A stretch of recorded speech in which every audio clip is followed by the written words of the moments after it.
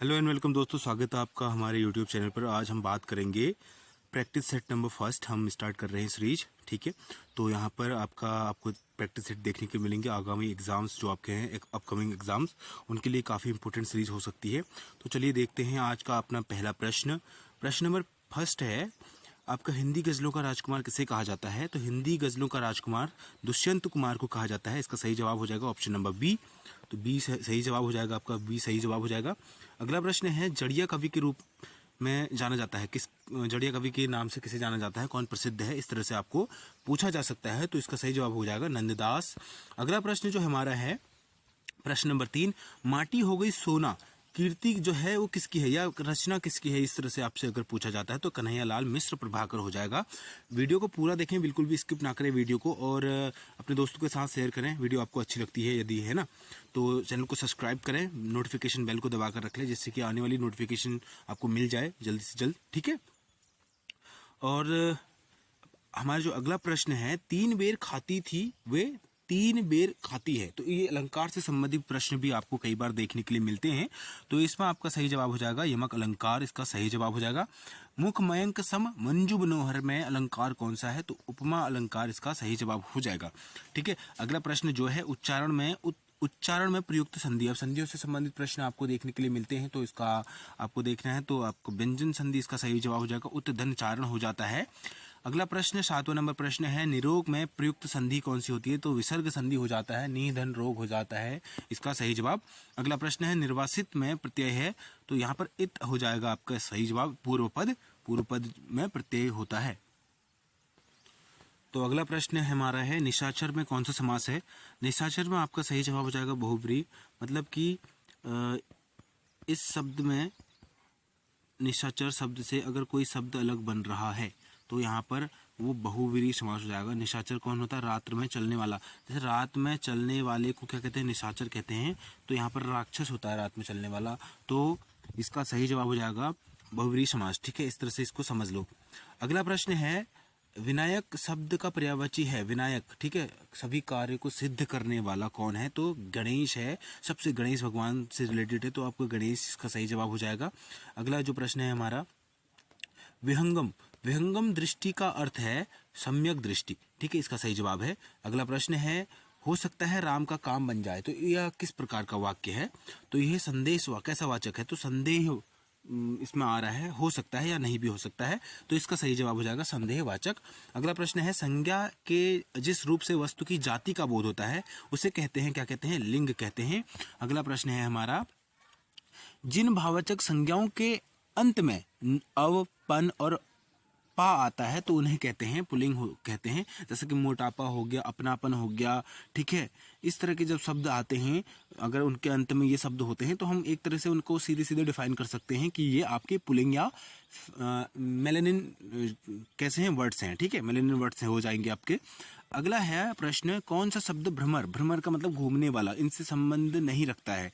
तो यहाँ पर आपका सलीमुख, मिलिंद और चंचरीक ये सब भी आपके भ्रमर से संबंधित है, लेकिन सलभ आपका संबंधित नहीं है। अगला प्रश्न है, कौन सा शब्द दास का पर्यायवाची नहीं है? आप हमारे डिस्क्रिप्शन बॉक्स पर जाकर हमारे टेलीग्राम चैनल से भी जुड़ सकते हैं। एलएम क्लासेस ऑफिशियल पर आप जाएं और वहाँ पर जुड़ें, ठीक है। वहाँ पर आपको जो भी हमारी न्यू नोटिफिकेशन है वहाँ पर आपको देखने को मिल जाएगी, क्लास की लिंक वहाँ पर आपको देखने के लिए मिल जाएगी, ठीक है। यदि आप यूट्यूब पर नहीं पा रहे हैं क्लासेस को तो आप टेलीग्राम से भी जुड़ सकते हैं, ठीक है। अगला प्रश्न है, कौन सा शब्द दास का पर्यायवाची नहीं है? तो इसका सही जवाब है परिकर, इसका सही जवाब हो जाएगा। अगला प्रश्न है, इनमें से कौन सा शब्द सर्वनाम से बना हुआ विशेषण है? तो सर्वनाम से बना हुआ विशेषण क्या हो जाएगा? तेरा हो जाएगा। तेरा मतलब इट्स बीन तेरा, ये तेरा ही है। इस तरह से शब्द जो आता है, मैं, वह, कोई, ये शब्द क्या है? ये भी आपके विशेषण हैं या सर्वनाम है। मैं, वह, कोई, ये सर्वनाम है। तो यहाँ पर आपका विशेषण सर्वनाम कौन सा है? तो तेरा इसका सही जवाब हो जाएगा। अगला प्रश्न है, कौन सा शब्द परिमाण बोधक विशेषण है? परिमाण मतलब किसी मात्रा के बारे में बता रहा है, तो मात्रा क्या हो जाएगी? मात्रा के बारे में बता रहा है, तो इसका सही जवाब है शेर भर दूध, ठीक है। प्रश्न नंबर 19 है, इनमें से कौन सा शब्द मूलावस्था में है, मतलब अपने अभी फर्स्ट स्टेज में है, इसके बाद इसमें कोई अभी चेंजेस नहीं किए गए हैं। तो जैसे कि यहाँ पर आपका प्रियत्तर में, मतलब प्रिय से बना हुआ शब्द है प्रियत्तर। अगला प्रश्न जो लघु से बना हुआ है लघुत्तम, तो सुंदर से सुंदरता बन सकता है, तो यहाँ पर अभी इसमें चेंजेस नहीं हुए हैं। इसके मूल जो मतलब बेसिक फॉर्म है वही इस पर अभी वर्ड की बेसिक फॉर्म है, ठीक है। अभी इसमें अगर हमने कुछ ऐड करेंगे तो यहाँ पर ता ऐड करेंगे तो सुंदरता हो जाएगा। अगला प्रश्न है 100 का उच्चारण स्थान क्या है, तो 100 का उच्चारण स्थान आपका तालु है। अब हमारा क्वेश्चन यहाँ पर आपके हमारे जनरल्स के स्टार्ट हो जाते हैं। तो जनरल्स में हम बात करेंगे, केपलर ने खोज कर ज्ञात किया कि ग्रहों के परिक्रमा की कक्षाओं की आकृति कैसी है, मतलब कैसे घूमते हैं, दीर्घवृत्तीय घूमते हैं, ठीक है। अगला जो प्रश्न है क्वेश्चन नंबर 22, दलहनी फसलों के जड़ों में पाए जाने वाले बैक्टीरिया हैं कौन से, राइजोबियम इसका सही जवाब हो जाएगा। अगला प्रश्न जो है, कितने डेसिबल से ऊपर ध्वनि के बीच लगातार रहने पर मनुष्य की सुनने की जो शक्ति है वो अति क्षीण हो सकती है, मतलब यह समाप्त हो सकती है। तो 85 डेसिबल इसका सही जवाब हो जाएगा। डेसिबल जो है ध्वनि को मापने की इकाई है, ठीक है। अगला प्रश्न है, शंकुधारी वन किस बायोम की विशेषता है, मतलब किस प्रकार के जोन में पाई जाती हैं, तो ये जोन हो जाएगा आपका शीतोष्ण जलवायु या टेम्परेट जोन, इसको भी हम बोल सकते हैं।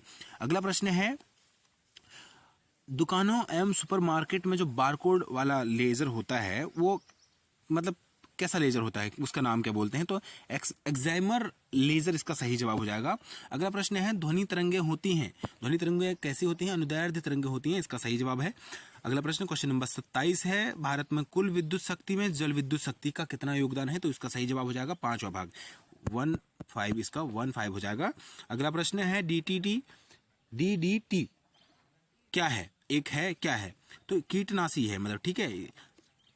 हमारा अगला प्रश्न 29 नंबर प्रश्न है, किस विशेष प्रकार के संगीत में, ठीक है, किस विशेष प्रकार के संगीत उपकरणों को साउंड कार्ड से कौन सा पोर्ट जोड़ता है, तो इसका सही जवाब है MIDI इसका जोड़ता है, ठीक है। अगला प्रश्न है, कंप्यूटर प्रणाली के लिए जो आपका विस्तार क्षमता प्रदान करने वाला है वो कौन सा है, तो स्लॉट्स हो जाएगा, ठीक है।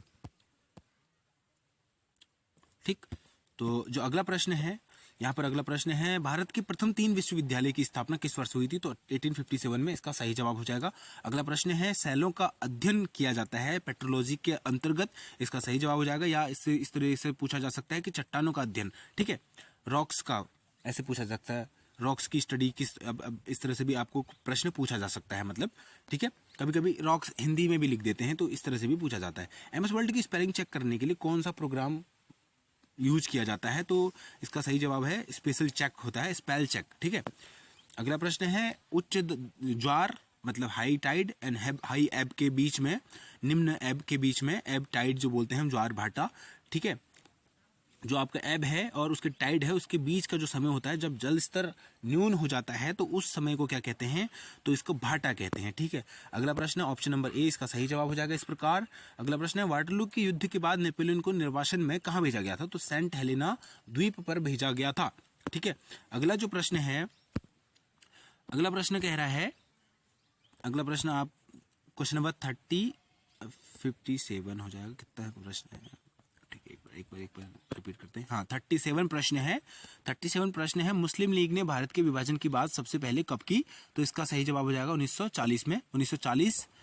बोसेबुदुर का प्रसिद्ध बौद्ध मंदिर कहाँ है, तो इसका सही जवाब है जावा, ठीक है। तो यहाँ पर इंडोनेशिया की कुछ आइलैंड्स है, सुमात्रा, जावा और ये इस प्रकार के, ठीक है। अगला प्रश्न है, वित्तीय वर्ष 2023-24 में बजट के अंतर्गत कितने आय वाले व्यक्तियों को कोई कर नहीं देना होगा, तो इसका सही जवाब हो जाएगा आपका 7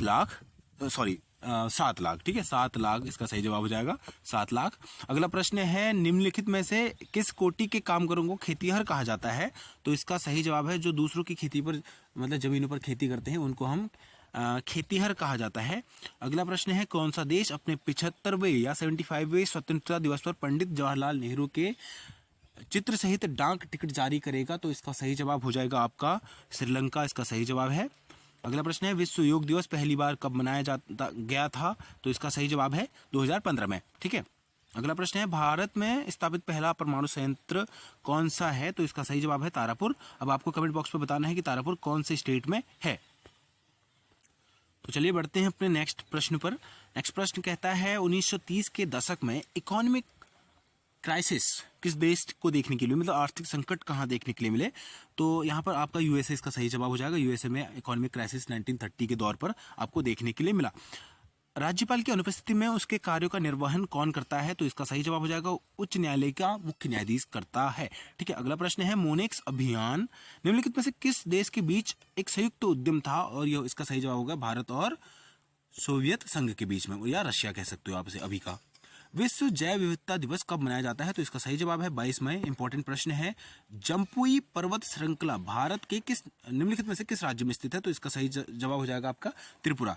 ठीक है, अगला जो प्रश्न है भारतीय संविधान का कौन सा अनुच्छेद संसद को नागरिकता के अधिकार को नियमित करने की शक्ति प्रदान करता है, तो इसका सही जवाब है अनुच्छेद 11 या आर्टिकल 11 कह सकते हो आप।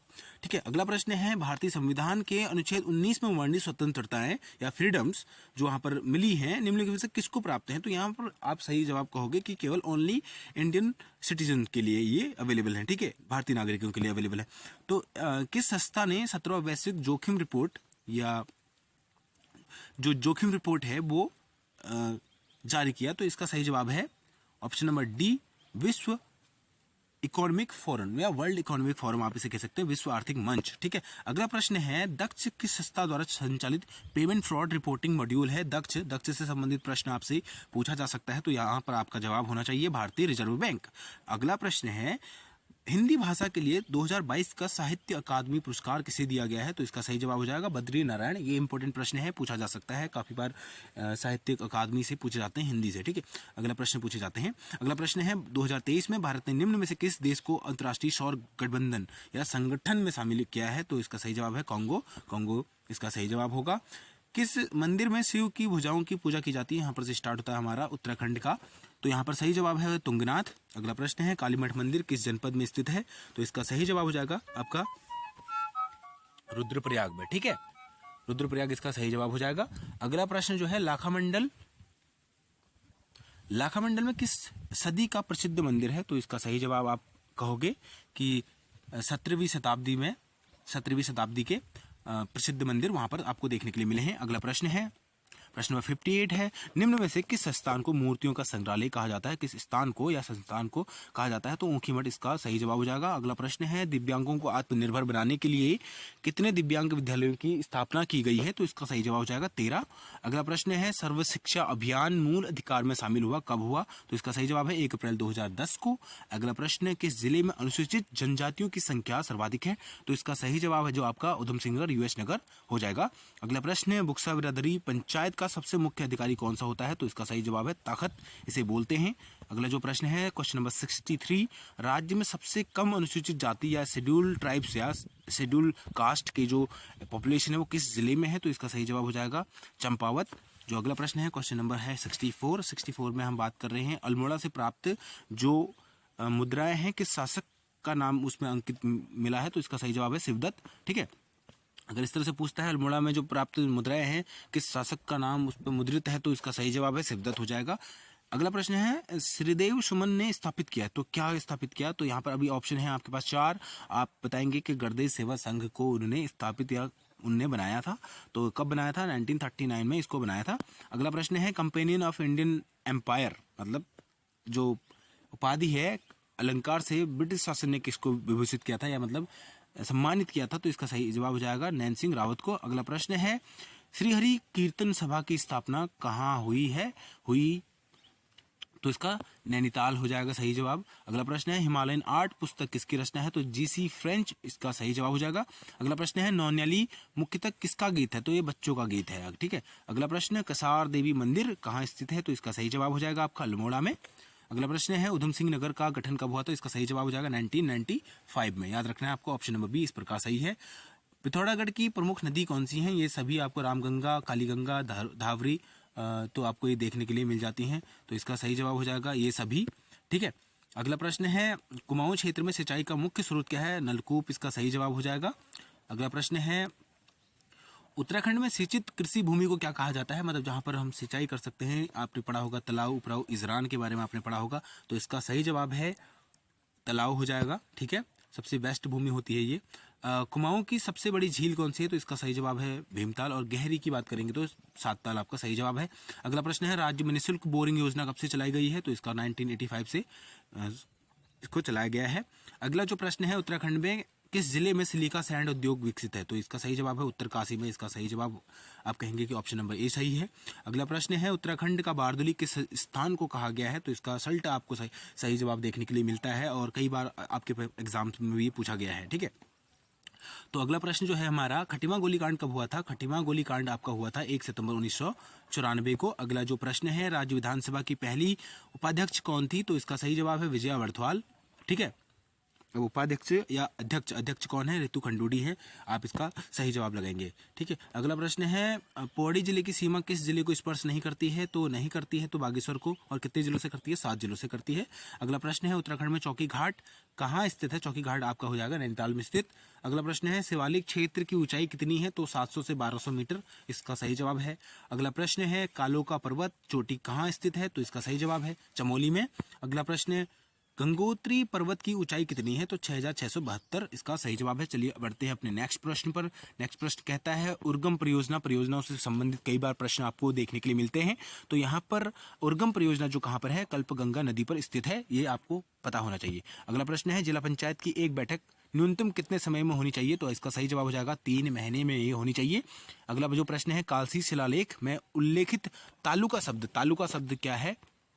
तो इसका सही जवाब है तहसील से। ऑप्शन नंबर डी यहाँ पर वैसे सही हो जाना चाहिए, लेकिन यहाँ पर आपको बता दें तालुका तहसील को बोलते हैं। अगला प्रश्न है यमुना प्रदेश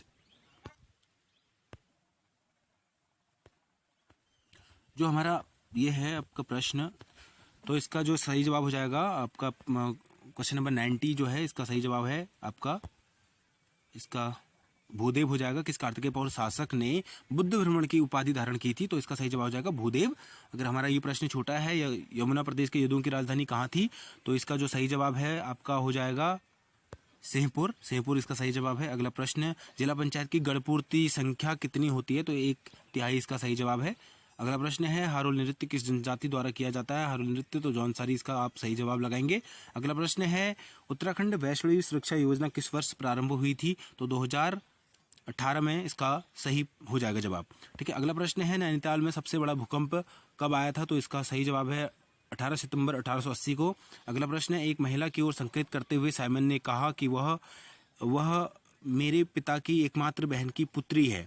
ठीक है, तो वह महिला साइमन से किस प्रकार संबंधित है? तो इसका सही जवाब हो जाएगा फुफेरा बहन हो जाएगी उसकी वो। देखिए क्या कह रहा है यहाँ पर, कह रहा है कि एक महिला की ओर इशारा करते हुए कहा। तो ये एक महिला कौन है?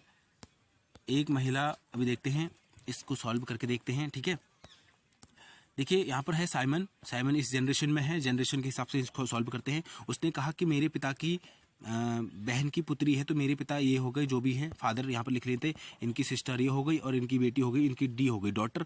तो ये किस तरह से संबंधित हो गए? ये अब इसकी बहन की है तो ये फुफेरी बहन हो जाएगी। इसका सही जवाब हो जाएगा, आप देख सकते हैं। ठीक है, अगला जो प्रश्न है, अगला प्रश्न है इसमें कह रहा है कि 1 जनवरी को शुक्रवार है तो किसी अधिवर्ष में की पहली माह की तारीख कौन सी होगी? तो ये हो जाएगा आपका मंगलवार। इसका सही जवाब हो जाएगा। अगला प्रश्न है 98वां प्रश्न है एमा शंकर में शंकर, ये आपका प्रश्न ही गलत है, इसको आप नहीं, प्रश्न की फॉर्मिंग गलत हो गई है। अगला प्रश्न है यदि परसों को शुक्रवार था तो आगामी परसों के बारे में तीसरा दिन क्या होगा? जो आगामी परसों है उसके बाद तीसरा दिन कौन सा हो जाएगा? तो शुक्रवार इसका सही जवाब है। यहाँ पर आपका ये वाला जो प्रश्न है इसमें पी का के से क्या संबंध है? तो इसका सही जवाब हो जाएगा दामाद। तो चलिए मिलते हैं अगले नेक्स्ट प्रैक्टिस सेट में, तब तक के लिए keep learning and keep exploring. यदि आपने चैनल को अभी तक सब्सक्राइब नहीं किया तो सब्सक्राइब कर लें, साथ ही साथ अपने दोस्तों के साथ शेयर भी करें। ठीक है, थैंक यू सो मच।